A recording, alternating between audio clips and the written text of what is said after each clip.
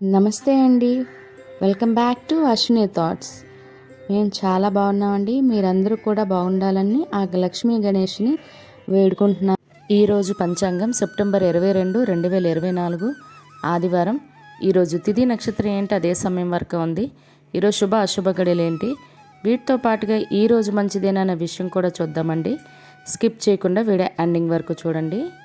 శ్రీ క్రోధినామ సంవత్సరం దక్షిణాయనం, వర్ష ఋతువు భాద్రపద మాసం కృష్ణపక్షం, సూర్యోదయం ఉదయం 5:56, సూర్యాస్తమయం సాయంత్రం 6:03. మరి ఈరోజు తిథి ఏంటి, అదే సమయం వరకు ఉంది. ఇప్పుడు చూద్దాము. ఈరోజు తిథి భాద్రపద బహుళ పంచమి.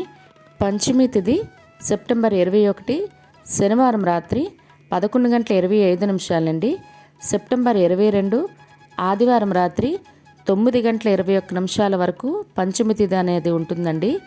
తదుపరి భాద్రపద బహుళ షష్ఠీ తిథి ప్రారంభమవుతుంది. మరి ఈరోజు నక్షత్రం ఏంటి, అదే సమయం వరకు ఉందో ఇప్పుడు చూద్దాము. ఈరోజు నక్షత్రం 2 నక్షత్రాలండి. ఈరోజు ముందుగా భరణి నక్షత్రం సెప్టెంబర్ 22 ఆదివారం ఉదయం 6:32 వరకు ఉంటుంది. తదుపరి కృతికా నక్షత్రం సెప్టెంబర్ 23 సోమవారం తెల్లవారితే 5:23 వరకు ఉంటుంది. తదుపరి రోహిణి నక్షత్రం ప్రారంభమవుతుంది. ఈరోజు రాశి మేషరాశి ఆదివారం ఉదయం 6:09 వరకు ఉంటుంది. తదుపరి వృషభ రాశి ప్రారంభమవుతుంది. యోగం హర్షణ ఉదయం 8:16 వరకు.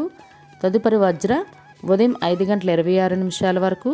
తదుపరి సిద్ధి కరణం తైతల మధ్యాహ్నం 3:45 వరకు. తదుపరి గర రేపు తెల్లవారితే 2:43 వరకు. తదుపరి వణిజ విష్టి. చూసారు కదండి. ఇప్పుడు ఈరోజు శుభ అశుభ గడియలు చూద్దాము. ముందుగా అశుభ గడియలు చూద్దాము. అశుభ గడియల్లో ముందుగా వర్జం సాయంత్రం 5:57 నుండి రాత్రి 7:28 వరకు. దుర్ముహూర్తం సాయంత్రం 4:33 నుండి సాయంత్రం 5:23 వరకు. రాహుకాలం సాయంత్రం 4:30 నుండి సాయంత్రం 6 గంటల వరకు. యమగండం మధ్యాహ్నం 12 గంటల నుండి మధ్యాహ్నం 1:30 వరకు. గుళిక కాలం మధ్యాహ్నం 3:15 నుండి సాయంత్రం 4:46 వరకు. ఇవన్నీ ఈరోజు అశుభ సమయాలండి. మరి ఇప్పుడు ఈరోజు శుభ సమయాలు అనేవి చూద్దాము. శుభ సమయాల్లో ముందుగా బ్రహ్మ ముహూర్తం తెల్లవారితే 4:32 నుండి తెల్లవారితే 5:20 వరకు. అమృత గడియలు తెల్లవారితే 5:58 నుండి ఉదయం 6:30 వరకు. అభిజిత్ ముహూర్తం ఉదయం 11:44 నుండి మధ్యాహ్నం 12:32 వరకు. ఇవన్నీ ఈరోజు శుభ సమయాలండి. మరి ఇప్పుడు ఈరోజు ప్రశ్న అనేది చూద్దాము. ఈరోజు ప్రశ్న, శ్రీ గణేష పురాణం ఎవరు రాశారు? ఈ ప్రశ్నకి సమాధానం తెలిస్తే అశ్విని రాపేట అనే ఇన్స్టా పేజ్లో అయినా మీరు క్వశ్చన్ అడగండి. ఇదే ప్రశ్న ఇక్కడ కామెంట్ బాక్స్లో కామెంట్ చేయండి జవాబుని. మరి మీరు క్వశ్చన్ అడగాలంటే తెలుగులో మాత్రమే అడగండి, దాని జవాబు కూడా ఇవ్వండి. అదేవిధంగా నిన్నటి అడిగిన ప్రశ్నకి సమాధానం ఇప్పుడు చూద్దాము.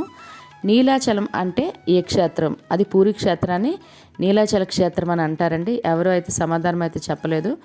మరి మీరు కూడా ఈ ప్రశ్నను మీ పిల్లలు మరియు మీ కుటుంబ సభ్యులను అడిగి వాళ్ళకి కూడా పురాణాల పట్ల అవగాహన అనేది పెంచండి. మరి ఈరోజు ప్రత్యేకతలు, ఈరోజు రోజ్ డే అండి. అది క్యాన్సర్ పేషెంట్ల అవగాహన దినోత్సవం గురించి రోజ్ డేని సెలబ్రేట్ చేస్తారు. మరియు ప్రపంచ ఖడ్గమృగాల దినోత్సవం కూడా ఈరోజు.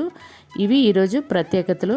అదేవిధంగా మీకు నవరాత్రులు 9 రోజులు అమ్మవారి అలంకరణలు, అవతారాలు, ఆ రోజు పూజా సమయాలు కూడా నేను వీడియో చేసి పెట్టానండి.